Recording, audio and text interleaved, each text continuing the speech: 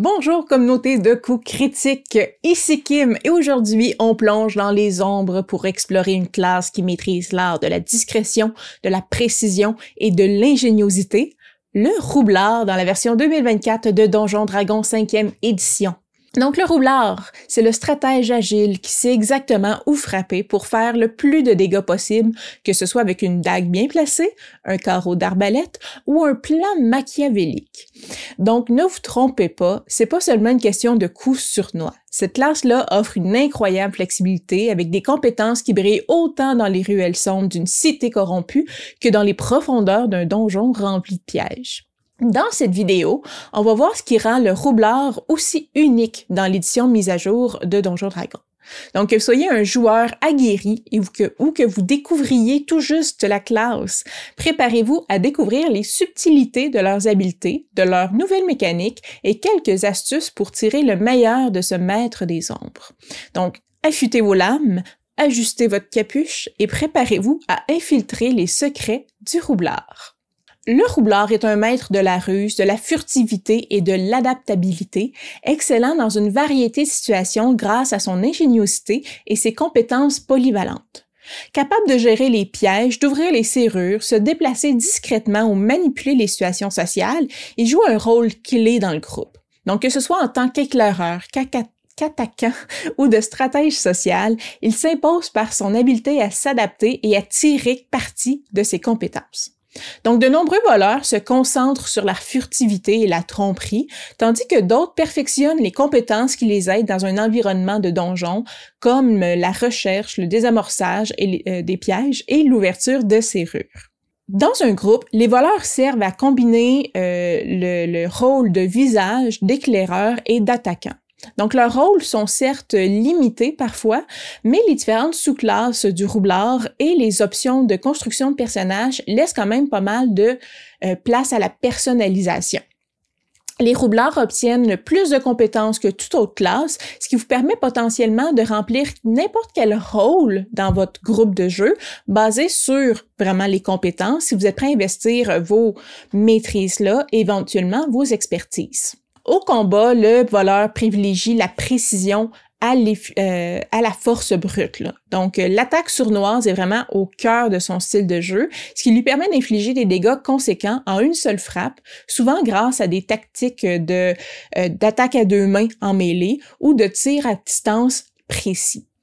Donc, les talents uniques de la classe, comme l'utilisation de la ruse en général pour frapper puis se retirer, offrent une mobilité, une versatilité qui le distingue sur un champ de bataille. Les sous-classes et options de personnalisation renforcent encore les habiletés du roublard, permettant des approches variées selon les préférences.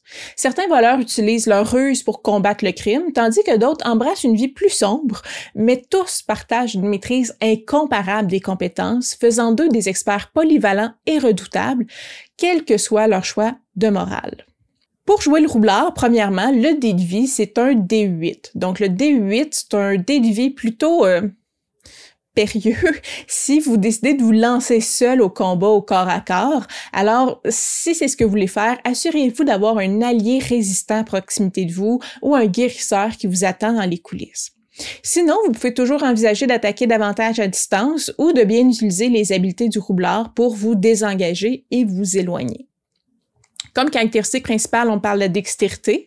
Elle vous aide pour vos compétences, l'utilisation des outils, vos attaques, les dégâts, votre armure de classe et aussi améliorer votre probablement meilleur jet de sauvegarde. Donc, dans les maîtrises de sauvegarde, on parle de la dextérité qui vous protège contre des choses comme les boules de feu ou les éboulements de terrain et les sauvegardes d'intelligence qui sont, on va le dire, beaucoup plus rares dans le jeu en général. L'esquive aussi améliore vos sauvegardes de dextérité avec le temps et à haut niveau, Slippery Mind ajoute une maîtrise des sauvegardes de sagesse et de charisme qui vous donne la totalité en fait des sauvegardes liées à l'esprit.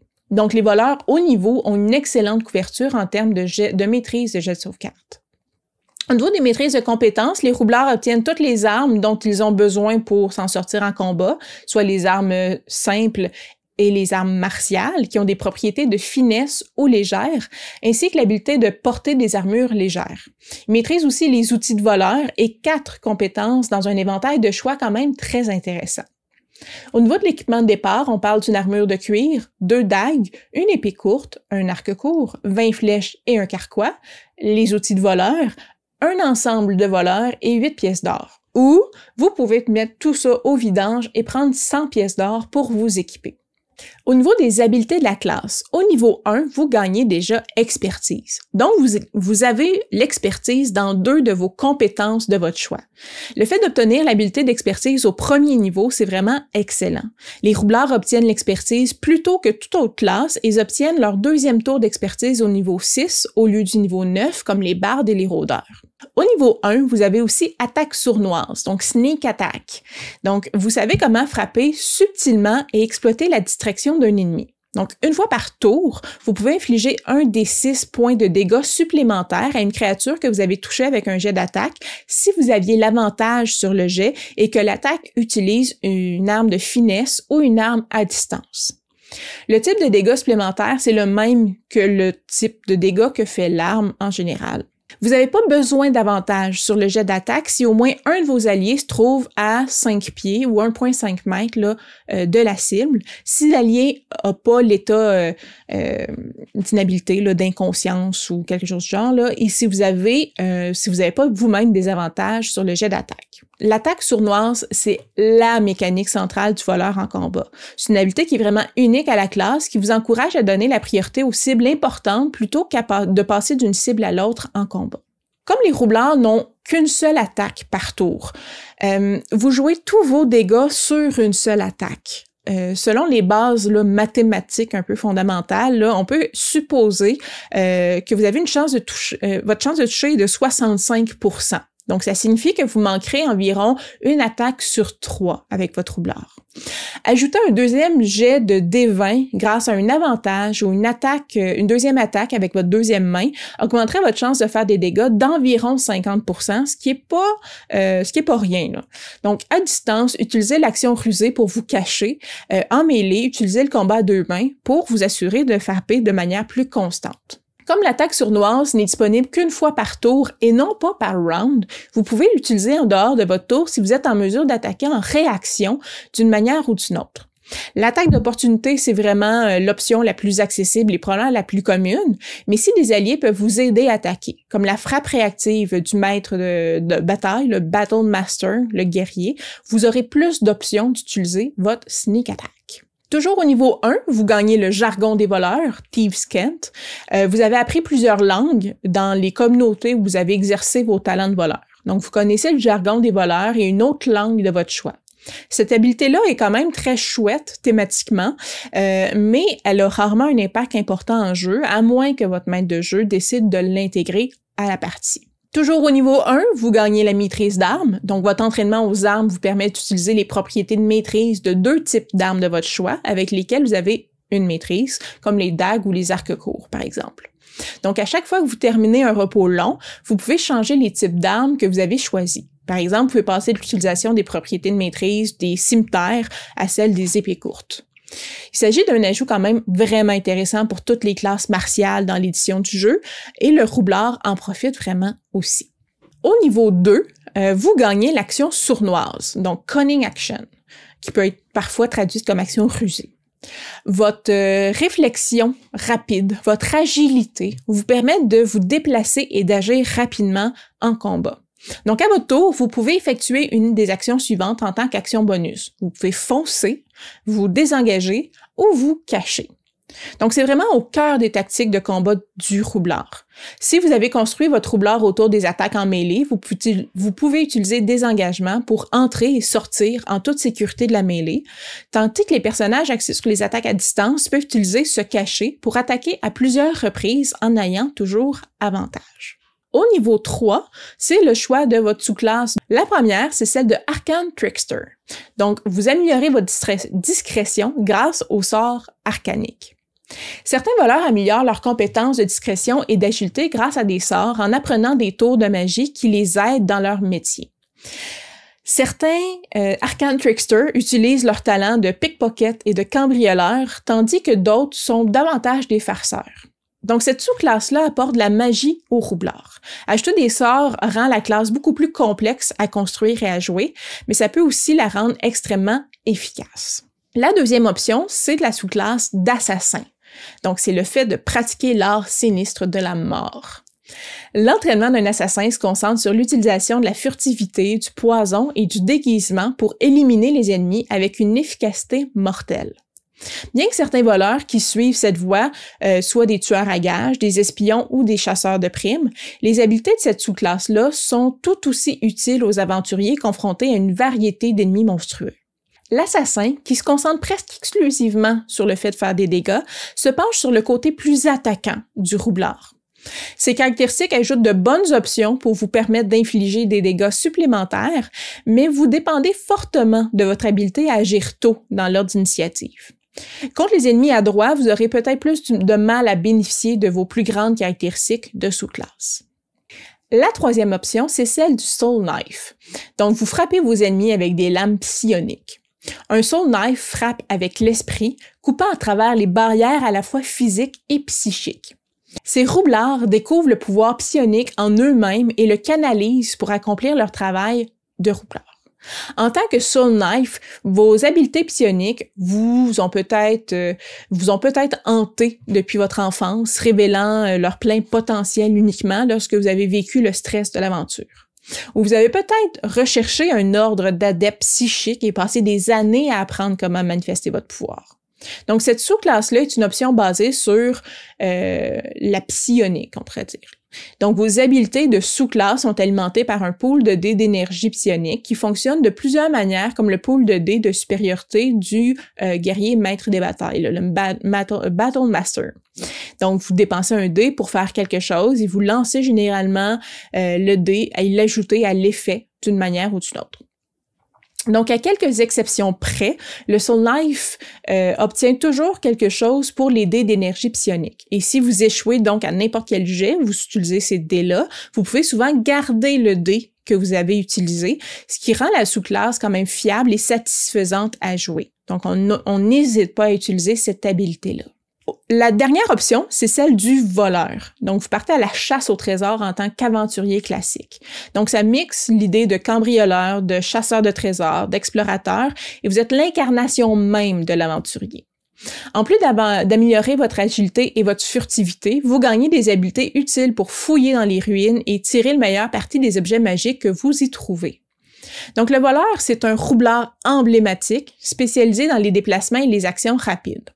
C'est un éclaireur fantastique, mais il n'y a rien qui améliore considérablement ses habiletés en tant qu'attaquant.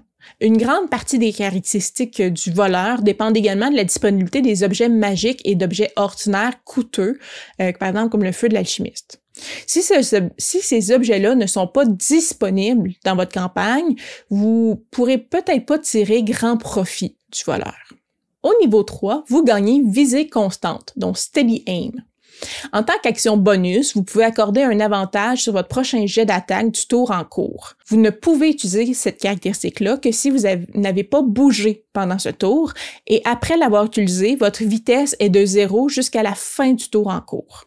Donc, c'est une bonne option de secours, je vous dirais, lorsque les autres tactiques pour obtenir une attaque sournoise ne fonctionnent pas. Mais vous voulez pas que ça soit votre option de prédilection pour vous donner des avantages parce que ça vous empêche de bouger, ce qui peut vous rendre très vulnérable. Au niveau 5, vous gagnez frappe rusée, donc Cunning Strike. Vous avez développé des moyens astucieux d'utiliser votre attaque sournoise, donc Sneak Attack. Lorsque vous infligez des dégâts d'attaque sournoise, vous pouvez ajouter un des effets de frappe rusée. Donc, chaque effet a un coût en dés qui correspond donc au nombre de dés de dégâts d'attaque sournoise auxquels vous devrez renoncer pour ajouter l'effet.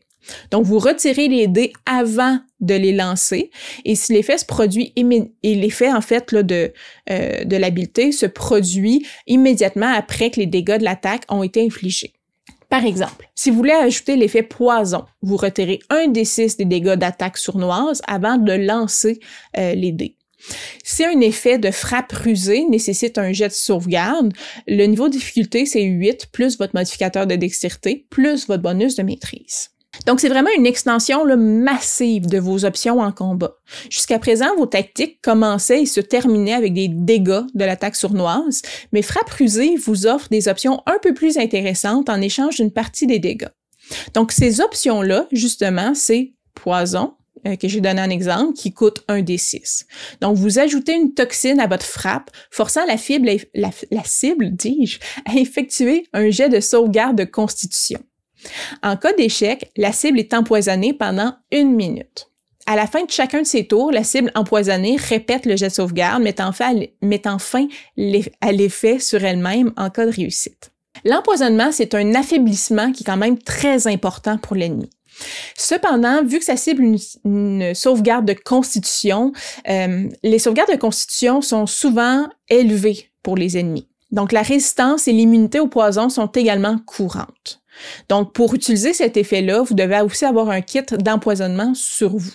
Vous pouvez aussi faire trébucher la cible, donc pour 1d6. Si la cible est de taille large ou plus petite, elle doit réussir un jet de sauvegarde de dextérité ou avoir la condition prone. Donc, mettre un ennemi à terre va être bénéfique à tout votre groupe, là, à moins que quelqu'un compte beaucoup sur les jets d'attaque à distance. Donc, c'est particulièrement utile contre les ennemis volants parce que la plupart du temps, ça va les faire tomber au sol. Retraite est une autre option qui coûte aussi 1d6. Donc, immédiatement après l'attaque, vous vous déplacez jusqu'à la moitié de votre vitesse sans provoquer d'attaque d'opportunité. Donc, c'est un peu redondant avec le désengagement de votre action sournoise, mais c'est surtout très utile pour les personnages qui attaquent en mêlée. Donc, vous pouvez utiliser votre attaque sournoise pour vous précipiter, courir au corps à corps, puis lancer une attaque sournoise avec retrait, puis vous pouvez vous déplacer à pleine vitesse, plus les 15 pieds supplémentaires que vous donne retraite.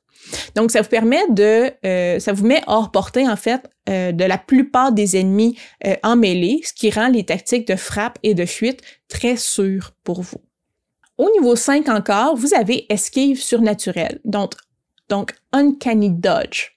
Lorsqu'un attaquant que vous pouvez voir vous touche avec un jet d'attaque, vous pouvez effectuer une réaction pour diviser par 2 les dégâts de l'attaque contre vous, arrondi à l'inférieur.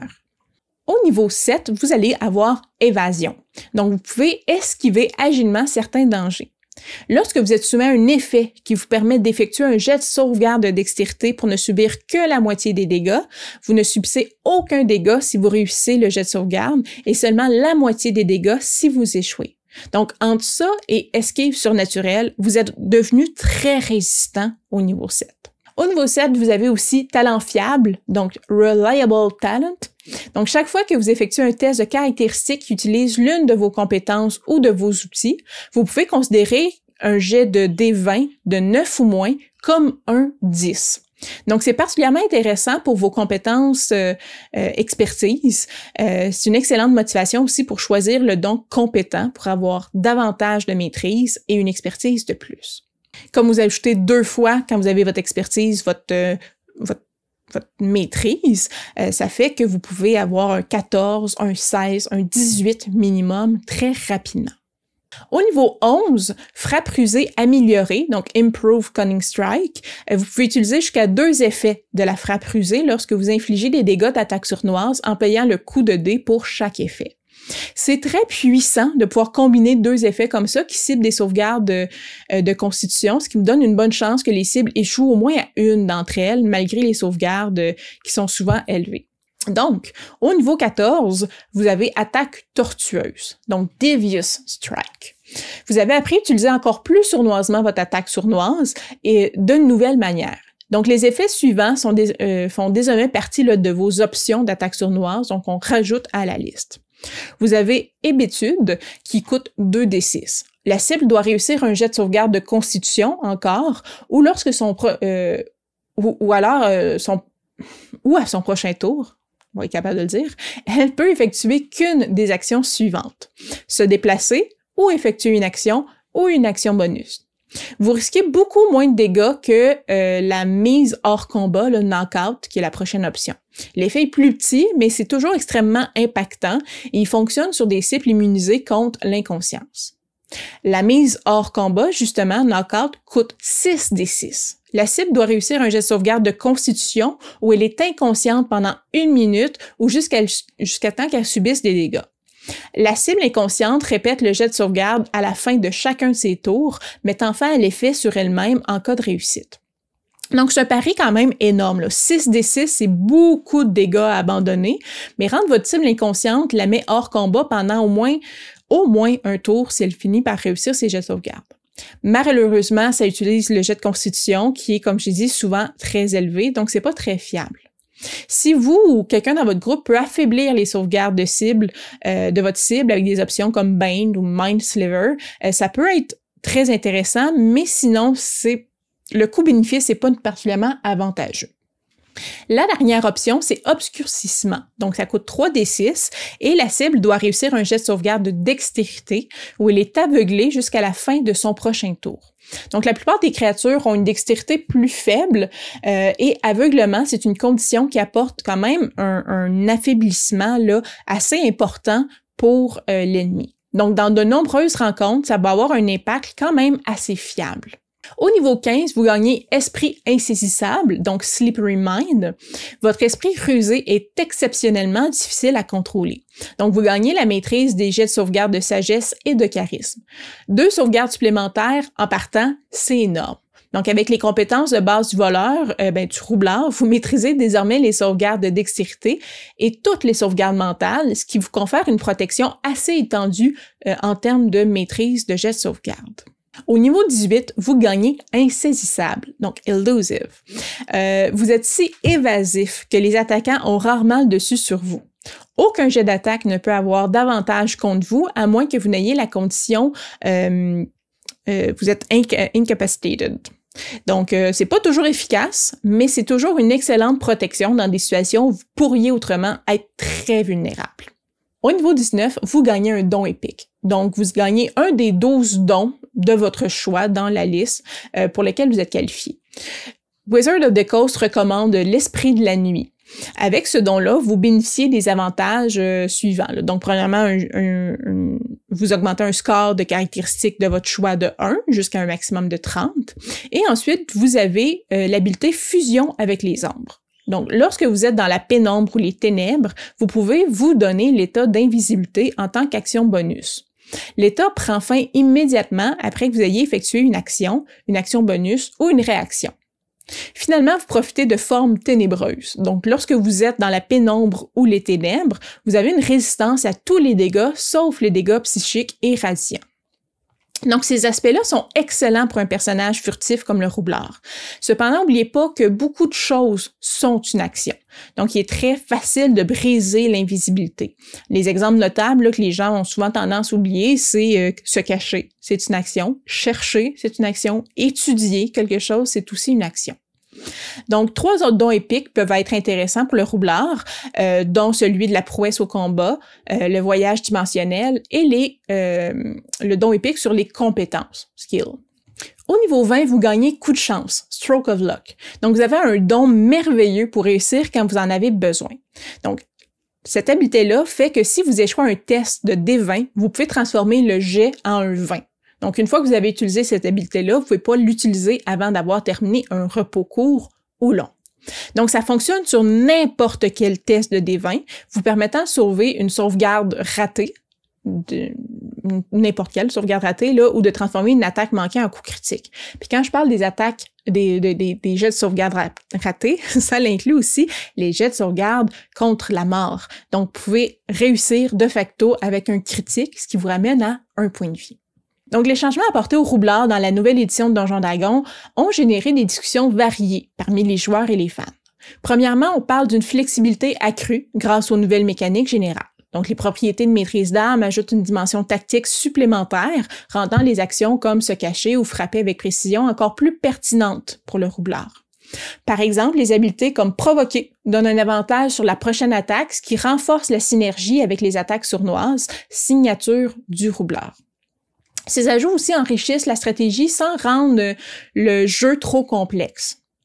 Deuxièmement, bien que les nouvelles mécaniques comme la personnalisation des armes soient bien accueillies, certains joueurs regrettent que le roublard semble parfois moins polyvalent par rapport à d'autres classes qui bénéficient des mêmes innovations. Cependant, les roublards conservent une place unique grâce à leurs nombreuses compétences et leurs approches furtives au combat.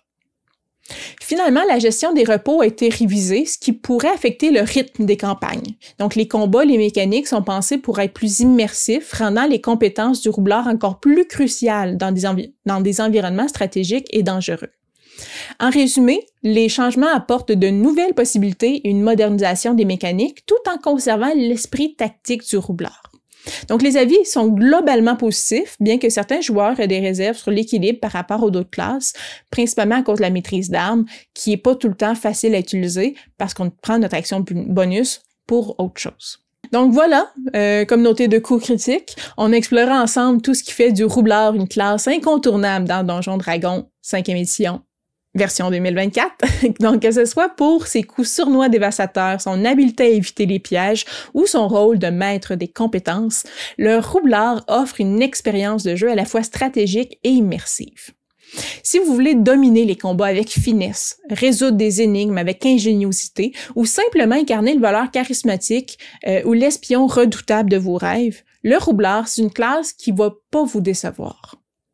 Donc, merci d'avoir regardé cette vidéo-là. Si vous avez aimé, pensez à laisser un petit pouce en l'air et vous abonner pour rien manquer de nos prochaines explorations de l'univers de Donjons Dragons.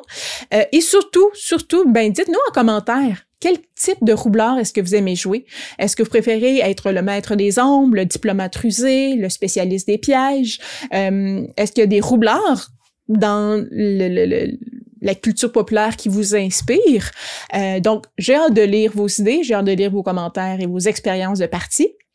Et d'ici là, continuez à rouler des critiques et à faire vivre vos aventures. Et je vous dis à très bientôt. Bye!